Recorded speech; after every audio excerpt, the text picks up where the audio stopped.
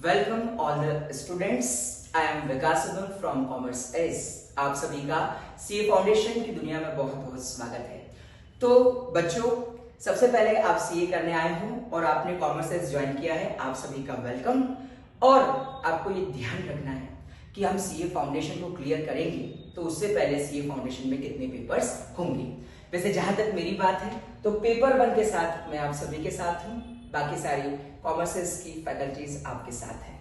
तो दोस्तों, principles and practices of accounting ये सब्जेक्ट मैं आपको पढ़ाऊंगा, लेकिन इससे पहले सीए फाउंडेशन का क्राइटेरिया क्या क्या है इसके बारे में आप जानते हैं। लेकिन फिर भी हमें 4 पेपर पास करने हैं, जिसमें 2 सब्जेक्टिव होंगे और 2 ऑब्जेक्टिव होंगे। तो दोस्तों, जो सब्जेक्टिव पेपर होंगे उसमें नेगेटिव मार्किंग का कोई रोना नहीं है, लेकिन जो ऑब्जेक्टिव होंगे उसमें आपको नेगेटिव मार्किंग को ध्यान में रखते हुए प्रिपरेशन को तैयार करना है। प्रिपरेशन करनी है आपको, इतनी भयंकर प्रिपरेशन, इतनी अच्छी प्रिपरेशन करनी है कि आप सभी फर्स्ट अटेम्प्ट में बिल्कुल ऑन डीटीआर रैंक के साथ साथ पास हो जाए। दोस्तों देखिए, अब सबसे पहली बात जो मैं सब्जेक्ट पढ़ाने वाला हूं उसका मैंने बता दिया आपको, पेपर 1 है principles and practices of accounting. लेकिन आज अपन और भी कुछ बातें जान लेते हैं, जैसे कि आप लोगों को 4 पेपर होंगे वो मैं बता चुका हूं, ऑब्जेक्टिव सब्जेक्टिव के बारे में मैंने आपको बता दिया है। और आपको पास होने के लिए एग्रीगेट कम से कम 50% जरूर लाना है।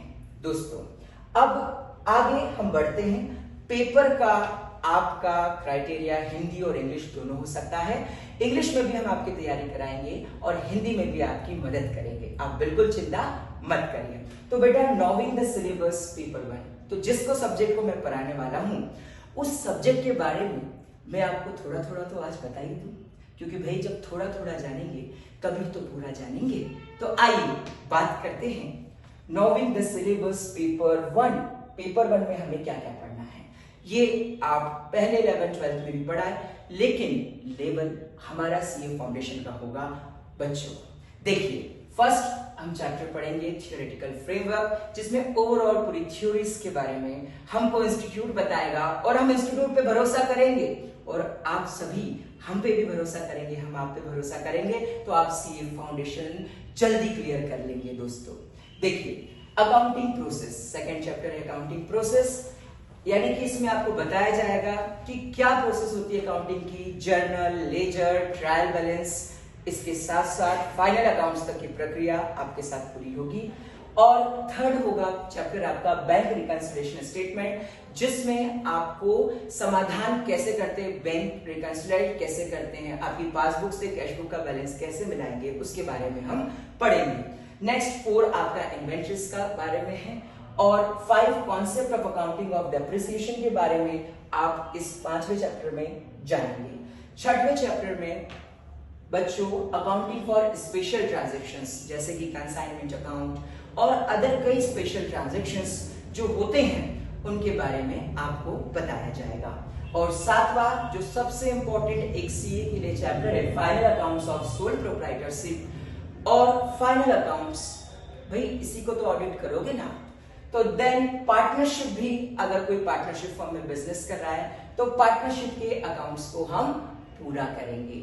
ठीक है दोस्तों। और 9वां financial statements of not for profit organisation, कभी हम पैसा कमाते हैं, कभी हम सेवा करते हैं, कभी हम सर्विसेज देते हैं, तो जो हम सर्विसेज देते हैं उनको भी तो फाइनेंशियल स्टेटमेंट्स बनाना जरूरी है, उनको भी तो बताना जरूरी है कि भाई क्या प्रॉफिट अर्निंग, उनको भी तो फाइनेंशियल स्टेटमेंट्स ऑडिट कराना जरूरी है।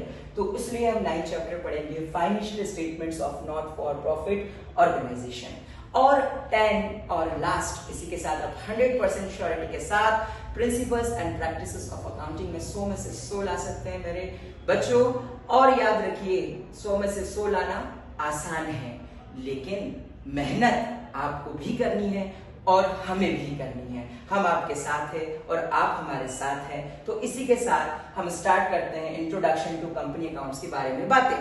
तो इंट्रोडक्शन टू कंपनी अकाउंट्स, भाई कंपनी एक तीसरा लीगल फॉर्म बिजनेस का, उसकी भी कैसे कैसे हम कंपनी अकाउंट्स बनाएंगे इसके बारे में पूरा डिटेल स्टडी करेंगे।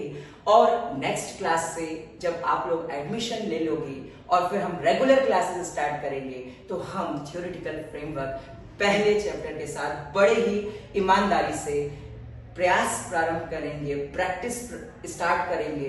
और याद रखिए, हम व्हाट इज तो पढ़ेंगे ही कि ये सब क्या है, लेकिन व्हाई इस पर ज्यादा फोकस करेंगे कि ऐसा क्यों है, क्योंकि क्यों है यदि पता हो जाए तो क्या है तो लिख ही सकते हैं मेरे दोस्तों। देखिए, अब नेक्स्ट ये 10 चैप्टर्स में आपका खत्म होता है और इसी के साथ कॉमर्स एस के मंच पर आप सभी का बहुत बहुत स्वागत है। मैं एक बार बता दूं, मैं विकास अभंग आप सभी का टीचर भी और आप सभी का दोस्त भी। अब देखिए, लेट द गेम बिगिन, अपन इसको नेक्स्ट करेंगे। तो आप सभी का बहुत बहुत धन्यवाद। जय हिंद, जय भारत।